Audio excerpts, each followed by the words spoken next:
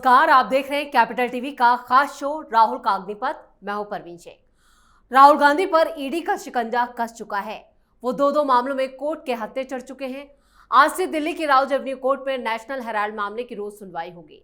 आज की सुनवाई विशेष सीबीआई ईडी जज विशाल गोगने की कोर्ट में हुई, जिसमें ईडी ने पूर्व कांग्रेस अध्यक्ष सोनिया गांधी और सांसद राहुल गांधी पर घोटाले का आरोप लगाया। ईडी की तरफ से कोर्ट में पेश हुए अतिरिक्त सॉलिसिटर जनरल एसवी राजू ने कांग्रेस पर एजेएल की संपत्ति हथियाने की साजिश रचने का भी आरोप लगाया। दूसरी तरफ एक और मामले में राहुल गांधी नपने वाले हैं। यह मामला अमित शाह मानहानि केस से जुड़ा है, जिसमें 14 जुलाई को सुनवाई होनी है। इस बीच कर्नाटक में सीएम की कुर्सी को लेकर खींचतान बरकरार है। कर्नाटक में विधायक अब सीधे राहुल गांधी को चुनौती दे रहे हैं, जिससे कर्नाटक की सत्ता कांग्रेस के हाथ से फिसलती नजर आ रही है। इन्हीं तमाम मुद्दों पर चर्चा के लिए स्टूडियो मौजूद है कैपिटल टीवी के executive editor Rajiv Kumar. Sir, आपका बहुत बहुत स्वागत। धन्यवाद। राहुल गांधी एक नहीं, दो नहीं, बल्कि कई मामलों में कोर्ट के हत्थे चढ़ चुके हैं, लेकिन नेशनल हेराल्ड मामले में जो सुनवाई शुरू हुई है उसमें कितनी ज्यादा दिक्कत सोनिया और राहुल के लिए? देखिए, राहुल गांधी पर एक ये भ्रष्टाचार का मामला चल रहा है, क्योंकि और मामले ज्यादातर मानहानि के हैं। इनके ऊपर देशद्रोह का मुकदमा भी चल रहा है, मतलब सेना के खिलाफ टिप्पणी के मामले में, भारत को गलत बताने के मामले में, हिंदुस्तान के अंदर तानाशाही और फिर अराजकता का माहौल, इन मामलों में भी उनके खिलाफ मामले चल रहे हैं। और साथ ही अभी सिखों के लिए भारत में माहौल ठीक नहीं है, अमेरिका में जो बोला था वो भी केस चल रहा है, संघ मामले में भी चल रहा है। मतलब कई मानहानि के मुकदमे हैं, लेकिन एक मामला ऐसा है जो सीधे भ्रष्टाचार से जुड़ा हुआ है, और वो है नेशनल हेराल्ड का केस। ईडी ने पूछताछ भी की। इन लोगों ने पूछताछ के दौरान कुछ बताया नहीं, सारा ठिकरा मोतीलाल वोरा के ऊपर छोड़ने की कोशिश की। लेकिन अब ईडी का इन्वेस्टिगेशन ऐसा हो गया है कि जिसमें चार्जशीट तैयार है। अब सुनवाई जो हो रही है उसमें जज को फैसला लेना है कि ये क्राइम है कि नहीं। ये प्रोसीड ऑफ क्राइम की बातचीत चली। जो अभी सुनवाई हुई उसमें सॉलिसिटर जनरल एसवी राजू ने जो बातें कही है, असिस्टेंट एडिशनल सॉलिसिटर जनरल हैं, और एसवी राजू ने जो तस्वीर पेश की है वो स्पष्ट तरीके से दिखता है कि ये क्राइम है और इसमें सजा मिलनी लगभग तय है। क्योंकि इसकी संपत्ति की जब्ती तो शुरू हो गई। सबसे पहले 752 करोड़ रुपए की संपत्ति जो एजेएल के थी, एजेएल की वो सारी संपत्ति कुर्क कर ली गई है। उसके बाद मुंबई के इनके बिल्डिंग, एजेएल के जो नेशनल हेराल्ड की बिल्डिंग है, उस पर भी ताला लगा दिया गया, क्योंकि उसमें देखा गया कि जब ईडी ने इंक्वायरी शुरू की है उसके बाद से नेशनल हेराल्ड के जितने बिल्डिंग है, प्रॉपर्टी है, उसमें उसके बाद हेरा फेरी ज्यादा शुरू हो गया। ये तो ऐसे एसेट हैं जिसको कभी भी नीलाम किया जा सकता है, लेकिन उस बीच जो फायदा उठाने की लोगों ने कोशिश की, उसके ऊपर ईडी का कहना है कि ये फर्जीवाड़ा जानबूझकर इन लोगों ने किया, क्योंकि इन्हें पता था कि नेशनल हेराल्ड की प्रॉपर्टी अब हमारी नहीं होनी है। तो इस बीच जो इससे कमाई होगी वो सारी कमाई हमारी जेब में जाए, और इसके लिए इन्होंने सब कुछ जानते हुए कि ईडी का इन्वेस्टिगेशन है, इन लोगों ने फ्रॉड किया। और फ्रॉड का तरीका क्या था? फ्रॉड का तरीका था इनके अखबार, एजेएल के जो अखबार हैं उसमें विज्ञापन देना, और जो विज्ञापन दिए जाएंगे उसके पैसे अखबार को मिलेंगे, और जो अखबार को पैसे मिलेंगे वो सीधे जाएगा यंग इंडिया जो इनकी कंपनी है उसमें, और उसमें शेयर जो है वो राहुल गांधी या सोनिया गांधी का है 76% का। तो जो प्रॉफिट इनडायरेक्ट तरीके से आएगा वो शेयर में जाएगा, और वो सोनिया गांधी राहुल गांधी को मिलेगा। तो इसलिए कांग्रेस की सरकारों से ये कहा गया, कांग्रेस के नेताओं से कहा गया कि अलग अलग तरीके अपनाएं नेशनल हेराल्ड को डोनेशन देने के लिए। एक तरीका, जहां जहां कांग्रेस की सरकार है वहां से विज्ञापन मिलता था। तो यही बात कही गई कि देखिए, जो अखबार चलता ही नहीं, जिसका सर्कुलेशन नहीं, कोई जानता नहीं, उस अखबार को अगर कोई सरकार ऐड दे रही है, और वो भी सरकार कांग्रेस की है जिसके कंपनी के मालिक ही सोनिया गांधी राहुल गांधी हैं, तो उस सरकार ने और उस अखबार ने जो साठगांठ किए हैं ये सोनिया गांधी और राहुल गांधी को फायदा दिलवाने के लिए किए। उसके बाद दूसरी बात ये हुई है कि कौन कौन से रेंट जो लिए गए हैं उसमें फर्जीवाड़ा हुए या ओरिजिनल रेंट एग्रीमेंट था। जैसे मुंबई के हेराल्ड हाउस में नेशनल हेराल्ड की जो बिल्डिंग है उसमें इन लोगों ने कुछ सेल कंपनियों को के साथ साठगांठ की और एग्रीमेंट जो बनाया वो एग्रीमेंट अभी का नहीं था, बल्कि एग्रीमेंट ही फर्जी था। न वो कंपनी है और न ही रेंट एग्रीमेंट के दस्तावेज जो है वो ओरिजिनल है। बिना कंपनी के दस्तावेज बनाए और एडवांस में रेंट ले लिए गए।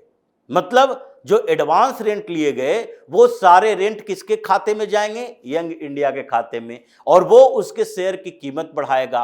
और चूंकि इन लोगों ने एक और चालाकी की थी कि हम तो एक नॉन प्रॉफिटेबल कंपनी खोल रहे हैं यंग इंडिया जी। अब उसमें हम सीधे तौर पर पैसा नहीं निकाल सकते, तो क्या करेंगे?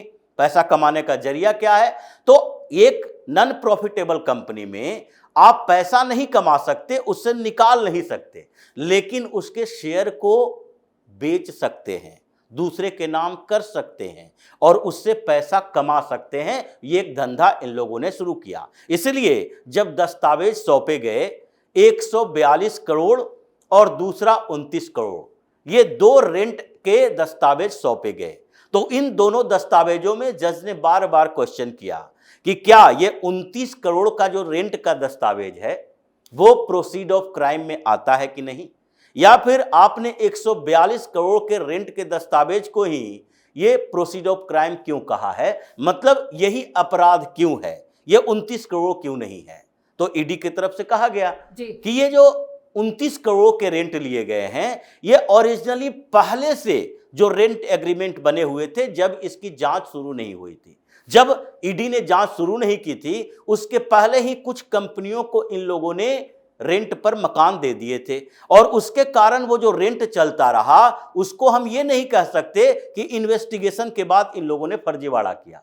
लेकिन 142 करोड़ रुपए ये जिसकी जब्ती की बारी आ रही है, ये लोग जो खाए हैं, राहुल गांधी के 142 करोड़ रुपया जब्त होना है और इसलिए 142 करोड़ का जो हिसाब किताब है इन लोगों ने जो दिया उसमें जो रेंट एग्रीमेंट है वही फर्जी है। जिस कंपनी के साथ रेंट एग्रीमेंट किया गया वो कंपनी ही फर्जी है, उसका कोई अता पता नहीं है। 142 करोड़ आए कहां से?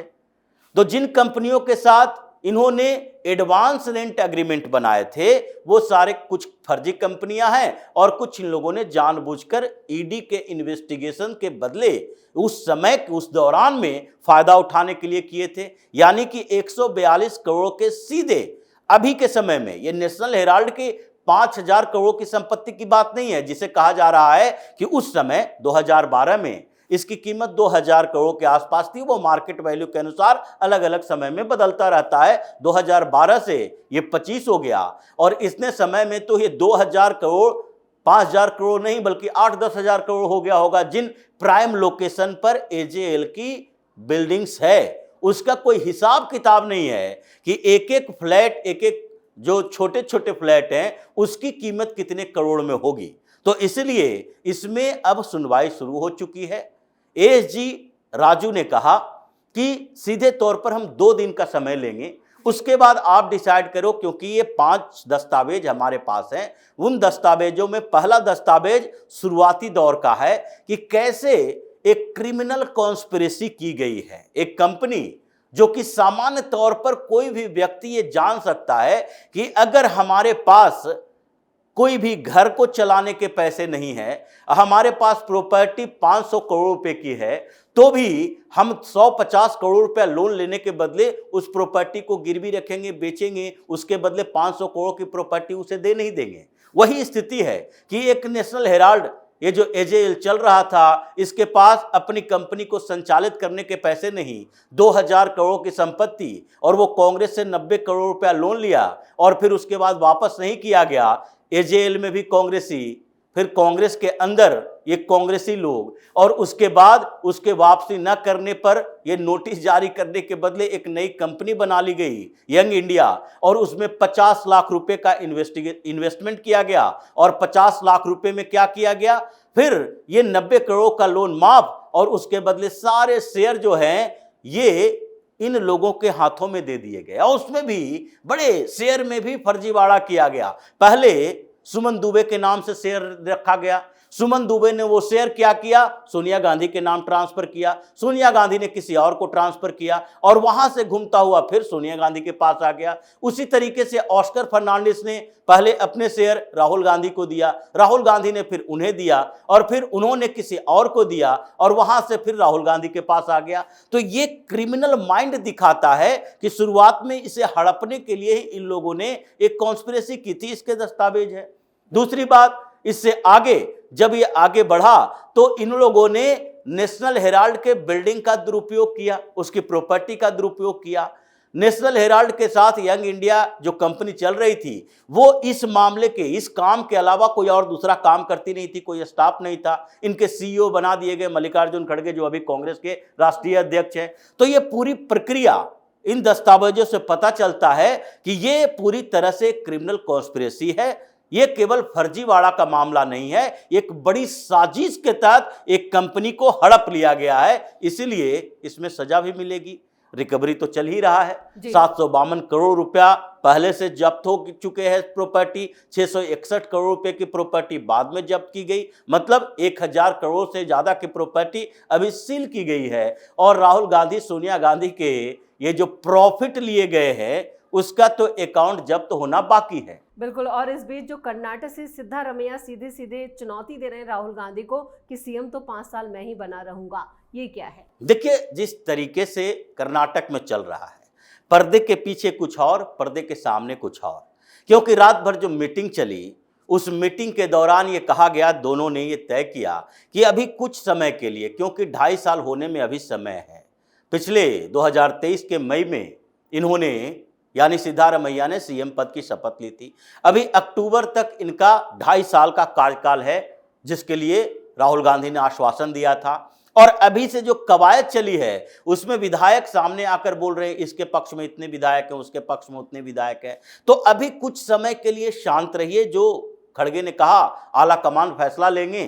तो इसके लिए क्लोज रूम मीटिंग में तो ये कहा गया है कि नहीं, अभी इस मामले को तुल नहीं देते, लेकिन लॉबिंग जारी है। अभी डीके शिव कुमार ने जिस तरीके से अपने विधायक को सामने लाया और उसके बाद उसके खिलाफ कार्रवाई नोटिस की बात चल रही थी, तो सीधे तौर पर मीटिंग में कह दिया कि देखिए वो अपनी वफादारी साबित कर रहे थे, इसीलिए उन्होंने इमोशन में आकर कह दिया कि 100 विधायक तो डीके शिव कुमार के समर्थन में हैं, इसलिए अभी उन लोगों के खिलाफ कार्रवाई न करें, बल्कि एक बात कर दें कि पब्लिकली ये सब बातें न करें। लेकिन कांग्रेस की सरकार बचना कर्नाटक में मुश्किल है, क्योंकि अगर सिद्धारमैया को हटाते हैं तो वो भी स्थिर नहीं रहेंगे, वो भी बगावत करेंगे। अगर नहीं हटाते हैं वो भी तभी भी डीके शिव कुमार बगावत करेंगे। जैसे राजस्थान में अशोक गहलोत को नहीं हटाया गया था तो पायलट ने बगावत की, हालांकि उनके पास विधायकों की संख्या इतनी नहीं थी कि सरकार गिरा सके, लेकिन डीके शिव कुमार के पास है तो वो गिरा सकते हैं। अगर डीके शिव कुमार को सीएम बना दिया गया, सिद्धारमैया का गुट नाराज हो जाएगा। जिस तरह से पिछली बार डिप्टी सीएम जब सिद्धारमैया बने थे तो उस समय एचडी कुमारस्वामी की सरकार को गिराने में इनकी बड़ी भूमिका थी। कांग्रेस के विधायक विद्रोही हो गए और 19 विधायकों ने भारतीय जनता पार्टी के साथ साठगांठ करके 19 महीने 20 महीने में ही सरकार गिरा दी थी। अब कांग्रेस की सरकार बचना वहां पर मुश्किल है। इस तमाम जानकारी के लिए और सटीक विश्लेषण के लिए आपका बहुत बहुत धन्यवाद। धन्यवाद। प्रधानमंत्री बनने का सपना देख रहे राहुल गांधी की राह घोटालों और कोर्ट केस से घिर चुकी है। नेशनल हेराल्ड और अमित शाह मानहानि केस में कभी भी राहुल गांधी के खिलाफ बड़ा एक्शन हो सकता है। वहीं पार्टी के अंदर और कर्नाटक में चल रहा सियासी संकट भी राहुल के सामने बड़ी चुनौती पेश कर रहा है। यानी राहुल गांधी अब बुरी तरह से फंसते हुए नजर आ रहे हैं। इस खास शो में इतना ही। वीडियो कैसा लगा कमेंट करके अपनी राय जरूर दें। वीडियो को लाइक करें, शेयर करें और कैपिटल टीवी को सब्सक्राइब जरूर करें। धन्यवाद।